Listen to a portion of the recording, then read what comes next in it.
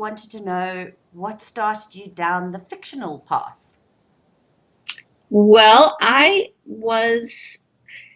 it's kind of funny. After we moved here, I had my own computer. For the first time, I had all my own stuff because I was still uh, contracting with my old company in California.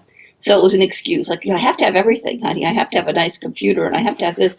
But of course, what I was really doing was, like Googling, like, I remember old things I used to like. What about the old TV shows?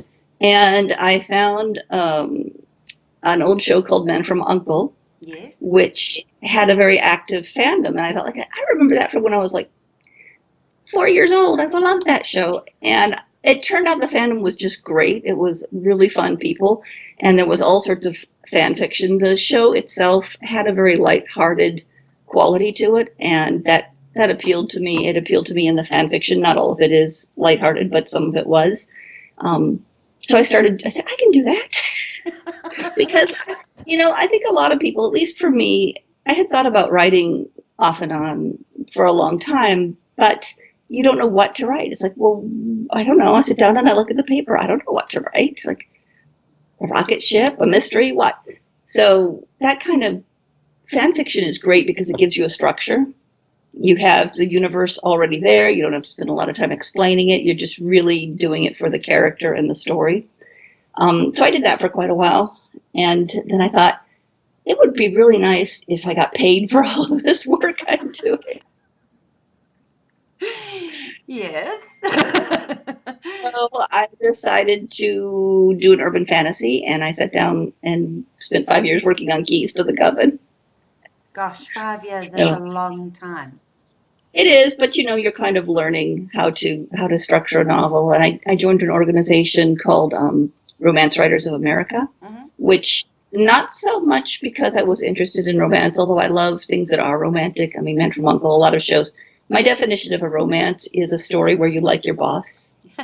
It's where you have this kind of romantic haze over things where people are easy to get along with and you respect them. And uh, so it was a good fit that way. I really like, the happily ever after sort of thing. I'm not into dystopia. So it was a good fit. And they are a really good organization for craft.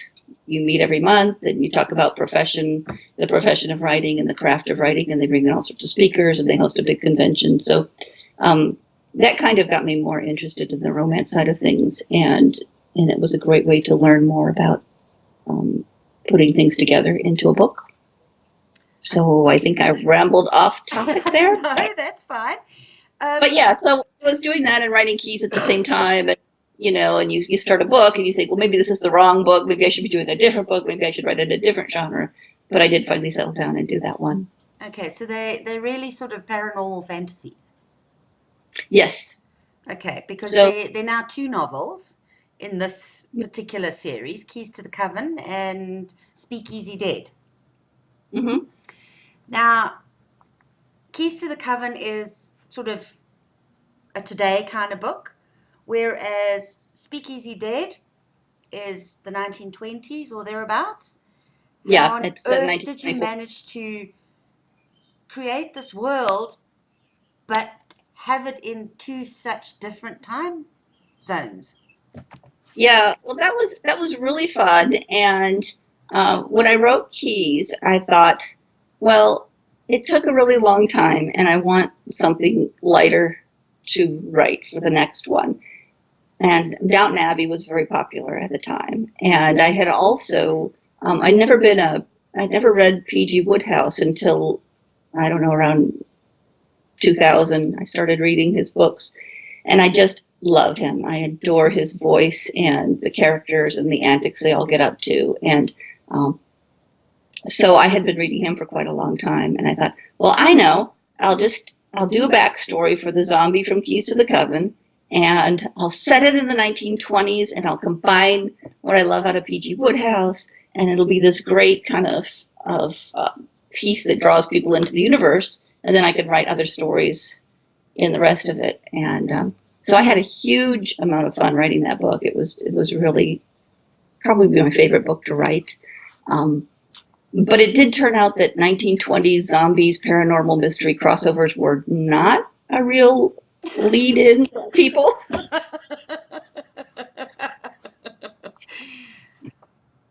In fact, almost everybody who's told me they like that book said, I would never have read this book, except I really turned out to like it. It's like, yep, it's not what a writer wants to hear. What they want to hear is like, oh yes, I was looking for this book all my life. That didn't really turn out. So yeah, that was how it ended up being in two different time frames. And I loved doing the research for the 1920s. It was really fun. So Well, that's great. Speaking about your world, how do you yeah. keep track of it? The characters, the places, all of those things. How do you actually keep track of it? Well, if I go back to work on anything now, I'll go through and I'll highlight anything that's world building in the book, so I can go back and look at the highlights and say, yeah, I put this in, I put that in. This place name, that's what kind of car he was driving. So those sorts of details, I just go back to the book, the first book, and use it for a reference. When I was doing it, it really wasn't that hard to keep track of the plot, and I feel like it's very character driven. So by the time I had put each of the characters in and they each kind of had their own goal and motivation, the plot just sort of drove itself. So that wasn't too hard. I do have this little tendency to overcomplicate things and put in too much. Many writers have that little teensy weensy problem. That's no problem. I really like it when the threads of a story all come together. That's one of my favorite things in a book, and I kind of did that with A Vengeance in Keys to the Coven. Some people like it, some people don't, but mostly I was happy with how it came out. I think when I did Speakeasy Dead, I was more careful not to put quite so much into the plot. If you were going to rewrite Keys to the Coven, Mhm. what sort of things would you pay attention to, other than just too much detail? Right. That particular book, I don't think I could write it any different way, because in the end, I think I kind of linked everything together so that it's not like you could say, well, if I had, for example, it's got kind of 3 opening chapters, which is not necessarily the best thing to do when you're writing a book, but I probably spent 6 months looking at that book when I was doing revisions and trying to think of some way to streamline that, and I couldn't think of any way to do it. So I think I would design it differently from the beginning. I think I have learned to, get my hero and heroine on the page quickly and not have to do too much world building. But a little bit within urban fantasy you have to, because you have to put people in the world. And I think a lot of people who write, so for example, a vampire novel, they're kind of taking a stock universe. It's almost fan fiction. So they don't need to do that world building because like everybody knows how a vampire is or whatever. Yeah. But I wanted to do a completely original magic system, so it just takes a little bit more world building. I guess maybe the answer is don't put in an original magic system. Well, now you have yours. It's original, and now there can be loads of stories from this. Yeah, there can, and I'm hoping I will get to do some more pretty soon.